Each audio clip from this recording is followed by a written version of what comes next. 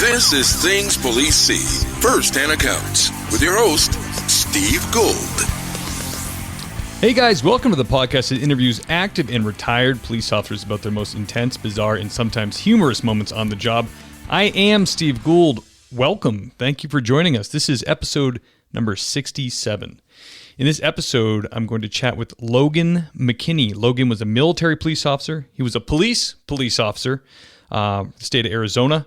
And now he runs Second Chance Outdoors for veterans and first responders. And their mission statement is they are empowering our nation's veterans and first responders through the outdoors. So should be a great interview. He was referred to me by a fan of the show, friend of the show, William James Long from William James Long Investigations.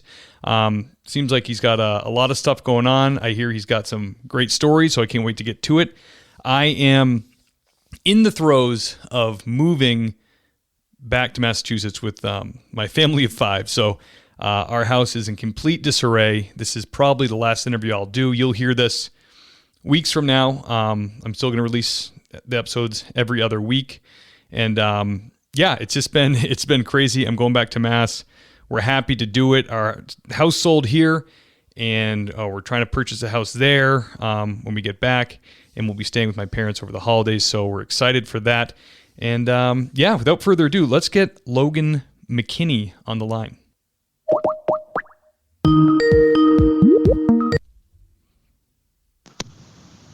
What's up, man? Logan McKinney, welcome to Things Police See, brother. Thanks for coming on. Hey, appreciate that. So, Logan, you were sent this way by a mutual friend, William James Long. He's going to be on the hook here if you don't make with the good stories. Uh-oh. No pressure, man. No pressure. No pressure. So, Logan, tell us a little bit about your bio with police work and what you're doing now. Yeah, so my name's Logan McKinney. Former police officer, worked in New Mexico. Recently left the profession, probably about 2 years ago now. Found a corporate America job that allowed me the time and a few extra things to allow me to start a nonprofit called Second Chance Outdoors. And we're here to get veterans and first responders outdoors to help with PTSD, critical incident stress, all that stuff. That's awesome, man. That's great. So you got a taste of what it's like, so you know exactly what these guys and gals need to kind of unwind, and you're doing it through, hunting, fishing, camping, all that stuff? Yep.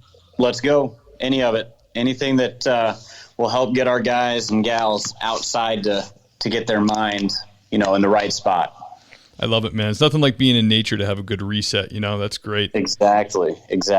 That's awesome. So you did some time as a military police officer, and then you transitioned to civilian police? Yep, that's correct. And what branch were you? Air Force. Air Force. Okay, cool. Those are the smart guys, the Air Force. That's you gotta get the highest grade on the test to get in there, don't you? That's what they tell us, but I don't think that's 100% true. That's awesome. All right, brother. If people want to, how would someone apply to benefit from your nonprofit? Do you guys seek people out? Do people contact you, or could an officer reach out? 100%. Yes, all the above. So the way that we give, get these opportunities and give them to the people that need them, they will either be raffled off through, obviously just a raffle ticket type thing. Guys will be nominated by their peers, and we've seen some really cool traction with that from the wildland firefighting crew. So I need my guys in blue to step up a little bit on that one. Oh, really? Okay. Oh yeah. And then if, a veteran or a cop or, any first responder reaches out to us and there's something that we have that's available for them, we're going to get them out there. That's awesome, man. Yeah. These wildfire firefighters, man, they're great. It's a crazy ass job. And, the wildfires got within 10 miles of my house this year in California. And Yeah. you know, I was on the road for work, and I was coming back across the desert to where we live at kind of the base of the mountains, and from way out there, I could see the mountains glowing red, and it's just crazy. And you know, all you're thinking in your comfort of your own home is like, can these guys just put this out? Come on, just send more of these guys. And then you see on the news or you see clips of what they go through, and it's like, yikes! I can't believe they even sign up for it. No, I've got a couple of buddies that do it, and they're a special breed, that's for sure. Absolutely, yeah. A lot of them too. I noticed that a lot of guys, they're like new in the field, or they're. It's almost. I mean, you have to give up so much to do it. They travel. It's like you said, it's got to be a calling, because that just seems like madness. Has to be. Absolutely. So you need. What you're saying is, you know, I think, as you know, police are notorious for not reaching out when they need help, unfortunately, and hopefully that's getting better. But that'd be great if you know, someone heard this your appearance here and reached out and got some boys in blue out there to unwind. That would be way cool. We recently just got out of Colorado few weeks ago, and we had a law enforcement officer in camp, and it was a heck of an experience for everybody involved. So I bet. Yeah, imagine around that campfire, there's some major decompression going on. You know, it wasn't like, I know some people probably envision, you know, us sitting around and having like these really deep conversations about feelings and all this stuff. Like, we do sometimes, but most of it is just getting to be able to decompress with like-minded individuals and not even have to have that super hard conversation until you build that initial relationship with the guys in camp. Yeah, that makes total sense. So are you like a trained guide or something, or have you just always as a kid been into hunting and fishing, or like how'd you get yourself into this role? So I am not a professional guide by any stretch. Ask anybody that's come hunting with us this year. We've eaten tag soup, but it's all right. No, I've just always loved being outdoors. Even from when I was a kid, I would just go get lost, you know, in the woods, riding my bike, you know, trying to find the new trail on my bike to go jump the highest jump I could build or whatever. And then when I started hunting, that's kind of where I really felt like at home and comfortable, if you will. And then I got out west, and, you know, I went through, you know, the military, and then as a police officer being out west and stuff like that, I found the mountains and mountain type hunting to be less comfortable and put me in more uncomfortable situations. And it helped me grow personally and professionally in those professions. So I figured, you know, I'm not the only crazy person out there. Like, there's got to be more of me. So let's get us together and go have a good time. Absolutely. That's great, man. Yeah, I used to duck hunt on Cape Cod. The ducks don't taste great out there because they eat a lot of algae and seaweed. Right. So they're not like great taste. They're not like the Midwest ducks, I don't think. But I want to get back into it when I go back to Massachusetts. I want to shoot a deer. I just, you know, I got buddies that have been doing it for years and they love it. I just, I got to find a way to prepare the meat that, like, I think I can do like hamburger or like sausage, like with something that takes away that gamey taste. Mm-hmm. I've eaten, someone handed me at a cookout years ago, like these delicious looking medium rare, like, you know, tenderloin, I guess. And I bit into it and it was so tender and so juicy. And then like that third bite, I was like, what is that? What kind of cow is this? And they're like, oh, that's deer. I'm like, no, I don't like this. This tastes weird. So that's the only thing holding me back. Because if I shoot something, I got to eat it. So I got to be able to prepare it right. 100%.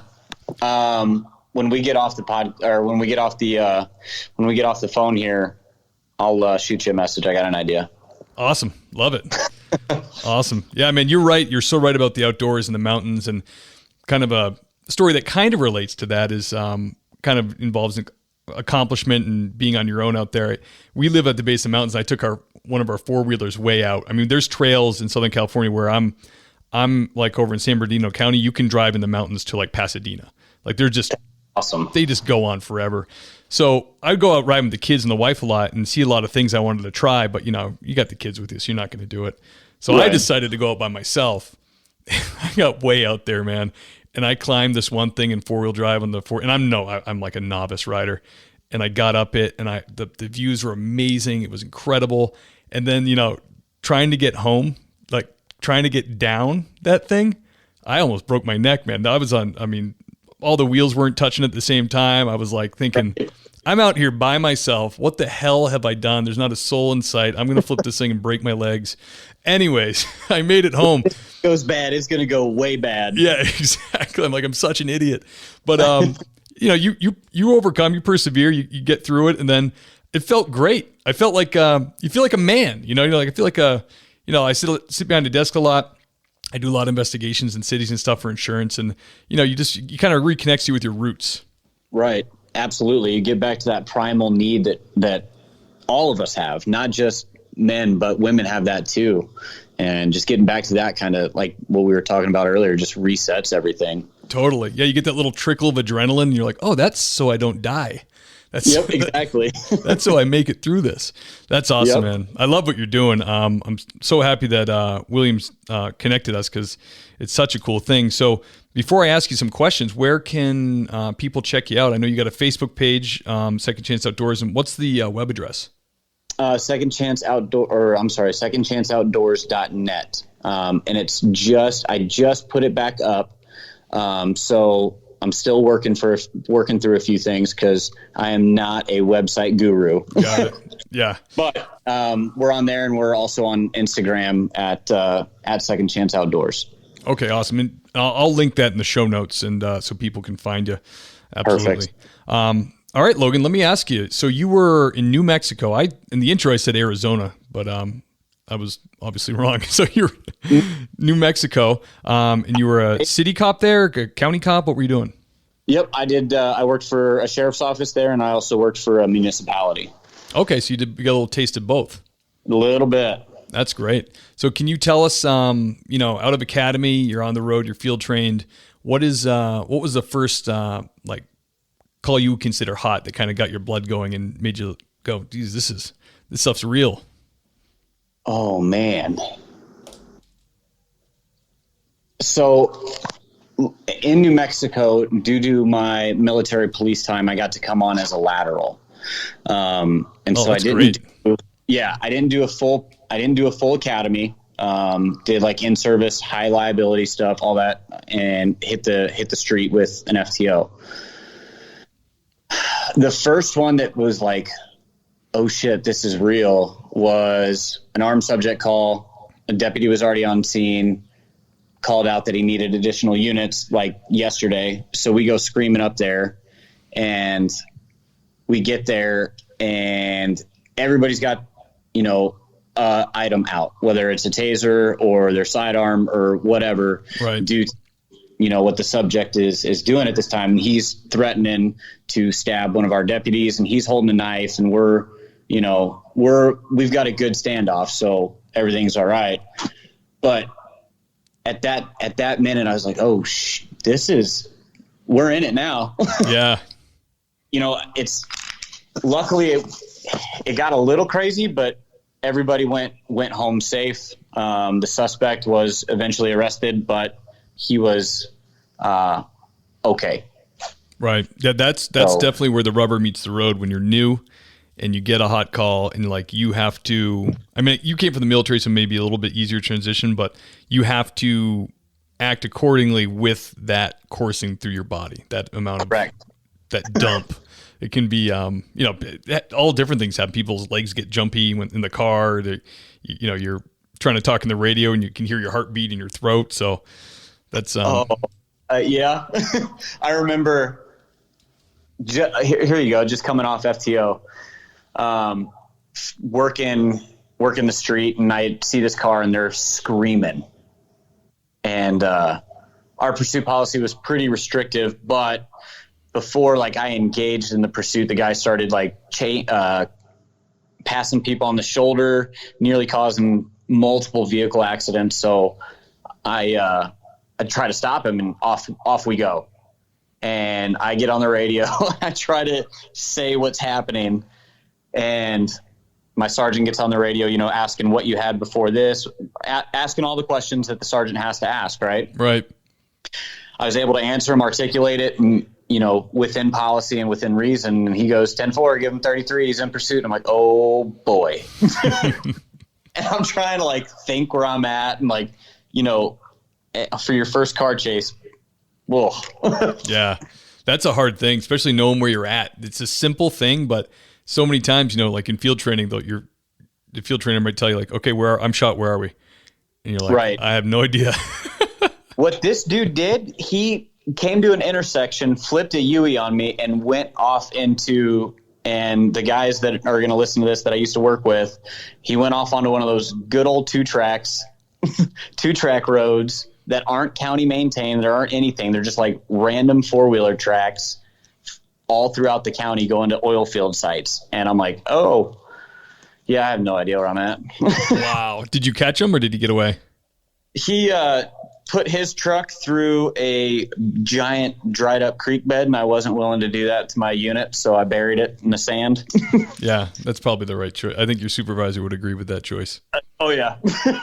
Yeah, a lot of places don't. A buddy of mine went and did a ride along in I think it was Miami or Dade County, and they don't give chase for much of anything. They just They don't bother. For us, it was in the Northeast. I worked for a town. It was smaller, so it was almost you want to say a point of pride, not to let them get away. Right. But that's not necessarily wisdom. That's not you got to take the totality of circumstances. What did the person do? But exactly. When they went on the ride along, he said, yeah, they flipped the thing. It was a expired or a revoked registration or something. And the guy started speeding through city streets, and they said, you know what? Forget it. He's going to kill somebody. So yeah, not for that. Yeah, but sounds like you were out in the boondocks there. A little bit, but man, yeah, that was. Yeah, we were kind of out in the middle of nowhere, sort of, on that one. Let me switch gears on you. What when you were in New Mexico, what were you killing to eat out there? Mule deer. Mule deer. Oh yeah. Now is that bigger than a white-tailed deer? Yes. Sounds like it should be. Mule deer. Taste pretty good? If it's done correctly. One of those animals. Yeah. So they eat sage, and I don't know if you've ever, or if anybody's ever chewed on sage, but it's not delicious at all. But if you prepare the mule deer correctly and take care of it in the field, then you're good to go. Gotcha. Yeah, it sounds like we used to shoot McGanser ducks sometimes, and there was an old joke the proper way to cook them was to you breast them out, just eat the breast, put it on a grill it for 7 hours, and then throw everything away. I don't think that would be very good at all. Yeah. All right, brother. Can you tell us about a strange or bizarre call you dealt with, either on civilian or military, either one? Yeah, there was one where I came across a very well-known person in our community, and she happened to be doing CPR on a raccoon in the middle of an intersection at 2:00 in the morning, and she wanted me to save her pet dog. Oh boy, so many things wrong with that. Yeah. Wow, was the thing was it live at all? Nope, it was very dead. Man, so in Massachusetts, we call that a Section 12. Then we just throw them in the rubber room at the hospital. You guys push them along, or do you take them to the hospital? No, we would take them to the hospital depending on, where, depending on the circumstances, right? So she was very well known. You could check her out. Medics would come out and check her out. If she wanted to go, we would take her. If she wanted to be released, then obviously we knew kind of where she lived and where she stayed and all that stuff. So down the road she would go. So this is kind of her normal state. Yeah. Or a bad day for her.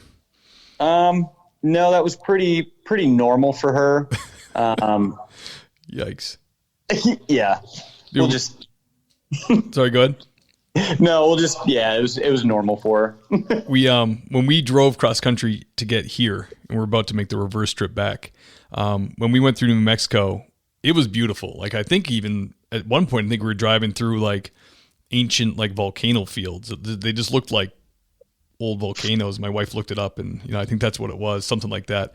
But you are out there. This is some stretches New Mexico are the kind of place like, do I have extra fuel? Because I don't want to go knock on that tin roof house if we run out. And I'm picturing her living at one of these places. Kind of, yeah. Holy cow. Just hammer through. Yeah, just don't stop. Yeah. Get as much fuel as you can, get an extra jerry can, and keep on going. Yeah, I'm glad we talked about this. I might go ahead and go to the hardware store and get myself a little extra fuel, little extra can for diesel. There you go. Yeah, that's. Can you say? Are you comfortable saying the county you worked for, or do you want to leave them out of it? No, I was in San Juan County, New Mexico. San Juan, okay, very cool. When you were on the job there, was there a moment that was like super intense, or maybe the most terrifying call you went on? Oh man, there was one, and I was just talking to my buddy that was on the call with me, and he's in Texas working in the oil field now.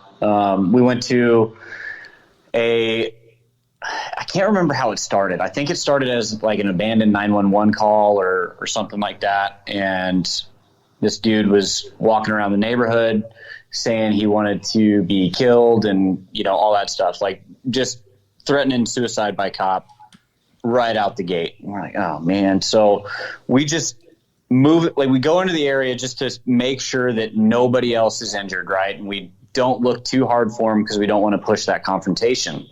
Because the guy's just having a bad day. Like, let's figure out another way to communicate with him. Let's not push this issue so nobody gets hurt. Right. We back out and go about our night. And it was a busy night, man. Like we were hopping, and I think we were call to call that night, probably on a Friday or Saturday. And no more than 5-10 minutes later, 911 call comes back in from the house that, is his. It's coming from his house saying that there's a domestic violence situation going on. Oh boy. Wonderful. And then all of a sudden, the dispatcher starts hearing what they believe to be is a physical altercation, and I'm the only one that's close. Oh, so you guys are running single cars, not two man. Oh yeah. Single man. Yeah. So I go, keeping in mind, like already knowing the first call with this guy. And you can hear something coming from inside that house that sounds like a fight, like somebody is getting rocked. But I'm thinking in my head, like, I can't go in there by myself right now. Like, that's just a bad situation for everybody involved. Let me wait. My buddy shows up. We make multiple announcements, knock and announce, and it's just escalating. So at that point, our hands are forced. We go in, and I think, we screwed up everybody's OODA loop in there because we hit it hard and we hit it fast and we hit it loud. And our suspect at this point just froze.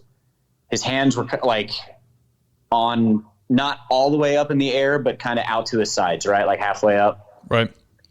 So we start working that and L on him, and all of a sudden he starts to, and by this point I'm getting ready to go hands on with him. So like I'm holstered, I've got hands. That's it. All of a sudden he makes this move for his pocket, man. And I hit him as hard and as fast as I can. And we go to the ground, and he starts reaching into his pocket, and we're able, just sheer stupid luck, man. That's all it was.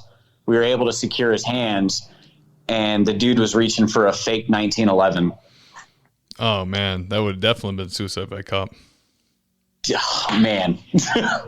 I was happy that went as terribly perfect as it did.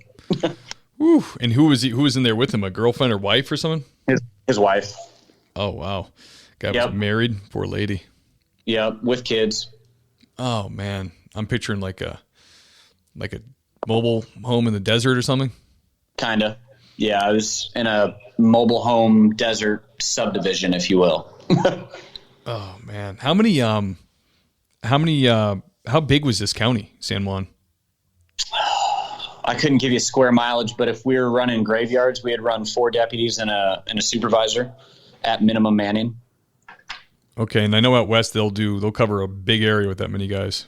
Yep. Probably. Yes. I don't remember what the breakdown was, like, officer to citizen or anything like that, but there was multiple times, even working in the municipality that I did there, we were outnumbered. Yeah. Now, when you guys take this guy in and you're booking him and all that, I'm assuming you guys did your own booking. Did he come down at all? Was he talking sense at all, or was he just out of it? No, he was super remorseful. It was weird.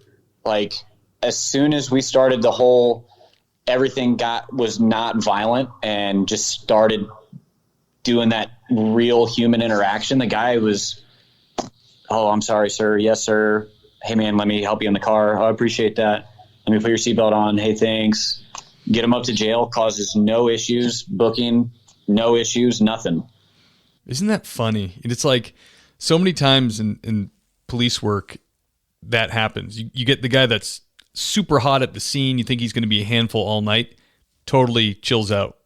Yeah. And then you have like you'll arrest like a 90-pound female who's had a few drinks.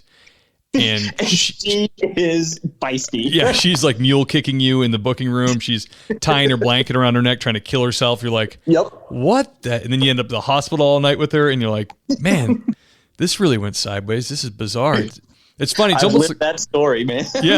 yeah, me too. It's just you could always call it too. You'd be like, "Oh, this is going to be a handful later." And then I think the guys and gals that have been in the system a lot, they kind of know when to give up, and they kind of just like, all right, time to go into a different gear here. I'm caught. I'm situation over. They kind of. The crazy thing about this dude is he wasn't like he didn't have any frequent flyer miles. That's for sure. Oh, really? So he was just kind of a one-off. Yeah, I just think he was having a real bad day, and he didn't know how to process what was happening. Oh man, that sucks. And also, like I'm sure you saw, like, a lot of times you'd arrest someone and deal with them, then in the morning they're just like a different person. They're like, "Oh, sorry." Man, would drink coffee with you because obviously you shouldn't drink at all. Right. Yeah, I always love going to Wendy's, or we used to go to Wendy's for their prisoner meals. There you go. Bring them like French fries and a hamburger, and they're like, it's like you brought them a bar of gold. Like, oh wow. Like, just remember, you see me in the grocery store with my kids. Don't lose it on me. Yeah, please, because that makes everything awkward. Yeah. Oh man, getting the hairy eyeball when you're out alone is like whatever. But when you're with your wife or kids and someone's eyeballing you, it's like, oh, and they're trying to decide, like, do I know this guy? I think I hate this guy. Exactly. And you're like, yeah, I know you. Please no. Yeah, exactly. Yeah, like they're it's true though. Like, I've met people in uniform before and then seen them in their civvies, like their normal clothes, and had no clue who they were. So you do kind of have to work on identifying them, True, 100%. So that's one thing we have working for us. Yep. Logan, you have a positive encounter from the mean streets of San Juan. You have to dig deep for this one.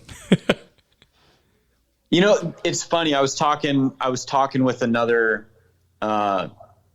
retired police officer, and he's got a nonprofit too. And it's funny. Everybody knows exactly what question or what story to go to when you say, what's the craziest call or what was a tough call? But when somebody asks you what was an impactful call where you made a positive impact, like, you don't think about those as much.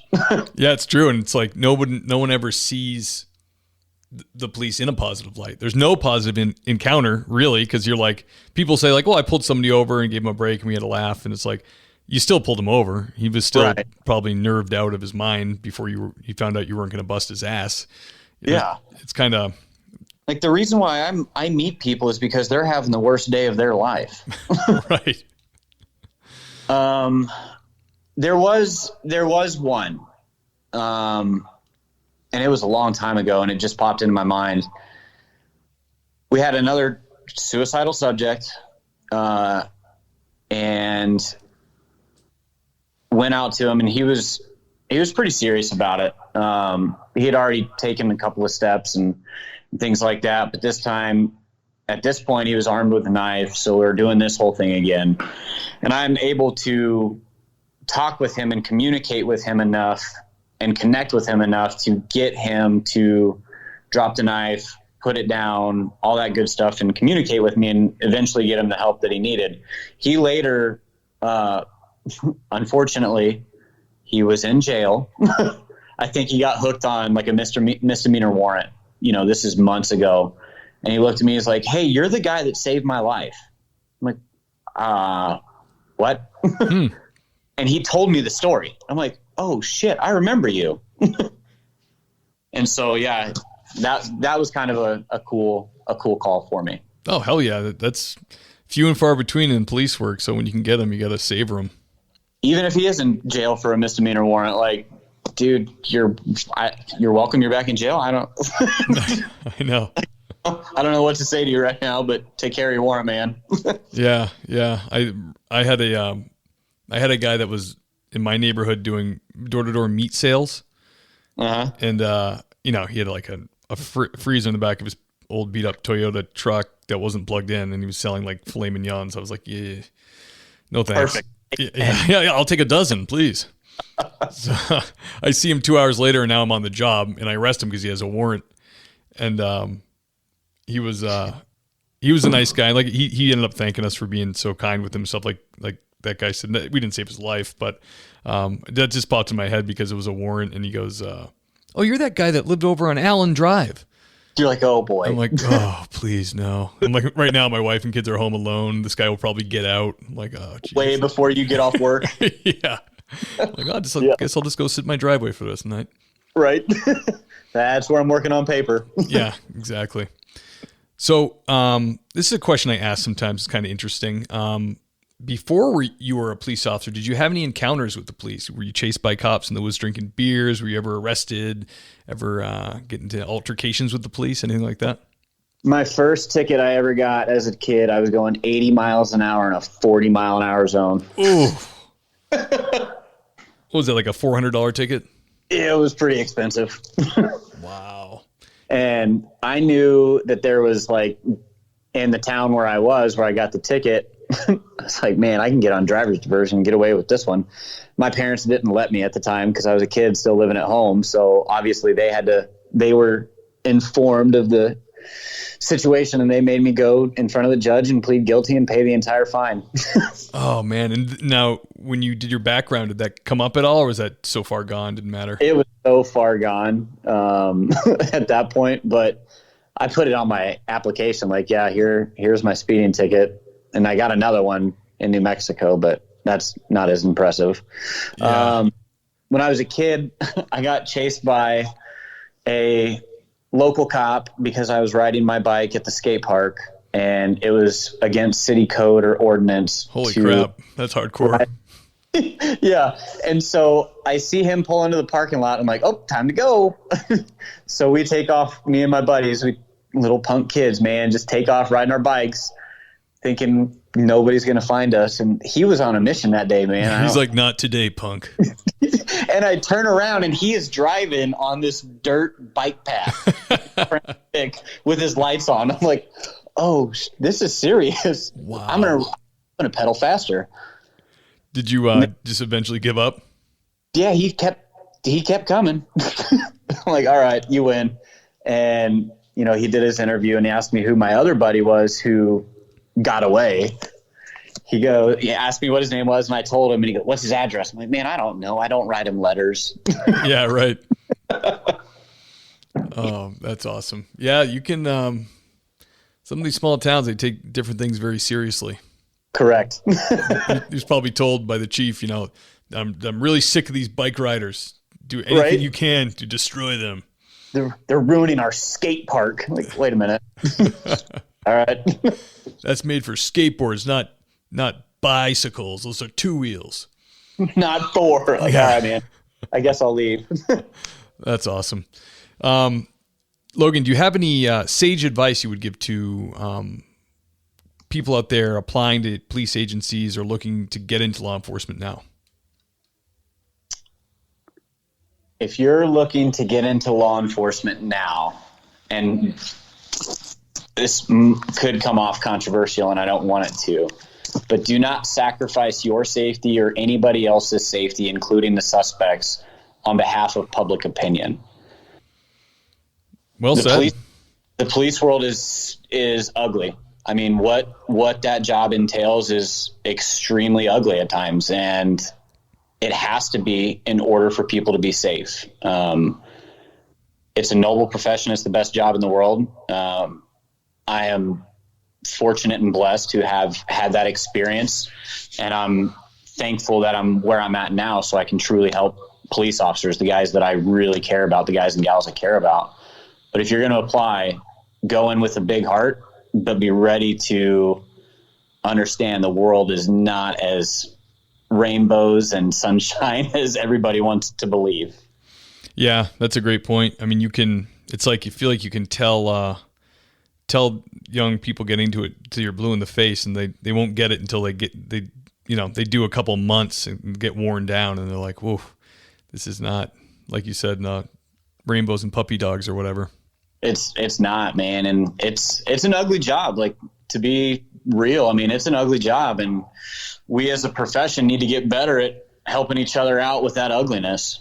Absolutely. Yeah. It's funny. Like people like to poo even like rural places or small towns. But what you have to understand is a police officer anywhere, he's going to see, like you said, everybody's worst day, and he's going to see all the worst stuff that happens on that patch of jurisdiction.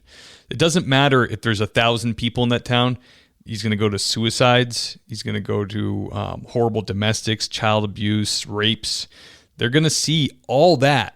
And a normal person doing their 9 to 5 is not going to have to be submitted to that kind of trauma. They might see a dead body at a wake, or maybe a relative pass away once. And that's the only dead body they'll ever see. Right. They're not going to see the human body contorted and aged and left to rot and all this crazy ass stuff that it's just really hard to prepare for that.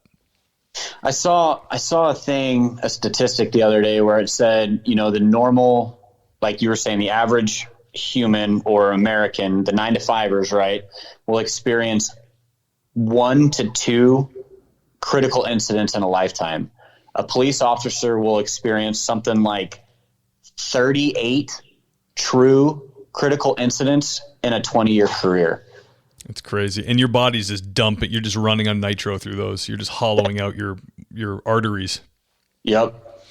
That's so true. So insane. Logan, what is the last thing you killed and ate? What was the last thing I killed and ate? Well, it wasn't an elk in Colorado, I'll tell you that. Big goose egg on that one, huh? Went just right before I left Arizona. I have a ranch there before I made the transfer here to where I'm at in Kansas City. I went up to my ranch and shot some rabbits and fried up some rabbit over cast iron skillet, man. Really? Just kind of hung out and took it in for the last time. You know what I mean? Good for you. Now, are rabbits, is that meat good? No. Not even hesitation on that. Oh man, I might get hate for that one. It's bearable if you do it right. But I went up there and just real quick, not prepared to go, just went up and shot some rabbits and fried it up. Really, just fried them in a pan in butter. I imagine that's not one of the ways to do it to tolerate it. Not even a little bit, but in a weird way, I really enjoyed it. Wow, that's interesting. We used to go on a bird hunting trip up in northern Maine for partridge or grouse, I want to say. They're okay. They're delicious. They taste just like chicken when you breast them out. But we went up one time this place that was near the Golden Road. I don't know if you ever heard of it. You ever seen like the that logging show? The Patels or it's on Discovery or something. It's about a logging family up in northern Maine. We were up in their neck of the woods at a camp where this guy just ran a camp for hunters. He lived up the top of this mountain. There was no phone service. There was no internet. He has to go down the hill to do all of his business. And you're up there on this guy's acreage, and there's just bunnies everywhere. And he's like, the only rule is you do not shoot one of my bunnies. Those are for me in the winter. And we're like, no way. Got it. So he's got these like floppy-eared bunnies all over the property, just loose. So, anyways, we were out. It was a wet spring, so I guess they said that affects, or wet fall affects hatching, so there wasn't a lot of birds. So one of the guys I wish shot a rabbit, and it looked just like a normal rabbit, and he brought it back, and he skinned it and hung it up, and I was like, what the heck? Would you shoot a rat too? What is that thing? He's like, because that's the rabbit. I'm like, wow. Because they look so fluffy and, juicy if you're thinking about eating them, But man, there is not a lot on those bones. Nope. And it doesn't even taste good. That was probably like a little cottontail, right? Yeah. Yeah. They're way better than the ones out in Arizona. The jackrabbit. We have jackrabbits here, and they have, I guess my wife actually Googled the difference between a hare and a rabbit. And I don't remember what it is, but the ones out here have gigantic ears and gigantic legs. Oh, nice. And they're fast as hell, but yes. I don't know. I don't know what they're eating out here. I'm in the high desert. I'm like, what are you guys eating? Where do you get a drink? But sage. What is it? More of that sage dirt. Yeah. Just been chewing on dirt my whole life. Oh, that sounds delicious. I'm going to eat you. All right. So rabbit was the last thing you shot and kill. Well, that's a little less glamorous than I thought you were going to tell me. Well, we hunted our butts off there in Colorado and just couldn't get it done. But Colorado, that sounds like tough hunting, man. It's mountainous, isn't it? Well, I guess there's plains and stuff too. No, we did for our last hunt that we had this year for that cop. We did 7 days on the mountain, and I put over 1,000 miles on my truck driving the unit, scouting different locations. And then I think we added it up. It was like 25 to 30 miles on the boots. Whoa. And 15 hours a day on the mountain. So you guys are sleeping good those nights. Not long enough, but yeah. Holy cow. Well, no, I didn't, because, and I'm going to call him out, the guy that we had in camp, our cop, Mike Wells, he snores like a freight train. That will do it, especially when it's super quiet. Yep. That's funny.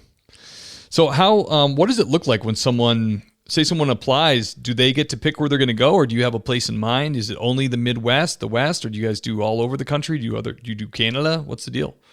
So this year was our first full year in operation with the hunting season, and everything that we looked at this year was all over the counter. That way we could make sure that we got the tag and the license for the veteran and the hunter. Now that I'm out in the Midwest, I'm looking for property of my own. And then I've also got access to some private property in Missouri where landowner tags are prevalent. So we're working on something right now to get more people out in the Midwest on whitetail hunts, as well as out west on more opportunities out there, whether it's antelope, mule deer, coos deer, elk, you name it. We'll go try to find it and get somebody out there.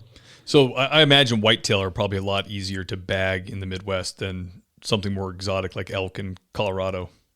Oh, I'm going to make some people mad now, but yeah. Yeah, they got to be. I mean, I don't know. Like when we went to Pennsylvania to Gettysburg one year for a vacation, and the deer there are like, there's like 30 right off the road in a field every morning. It's like they got a problem. Like you gotta get a machine gun to take care of these deer. No, I'm not taking anything away from the whitetail guys that get out there and go after the real mature, big-bodied bucks that are, elusive. But to go out and fill the freezer with a whitetail, you get doe tags left and right. That's not difficult. Yeah. But just out west, just the hunting styles are extremely different. So it's almost like apples to oranges. But because you don't really sit in a deer stand or a blind out west as much. Yeah, in Pennsylvania, you can basically walk into the woods with jeans and an orange vest and blast a deer in like half an hour. And get it done. Yeah, you could eat out of your hand and you just snap its neck. You don't have to waste a bullet.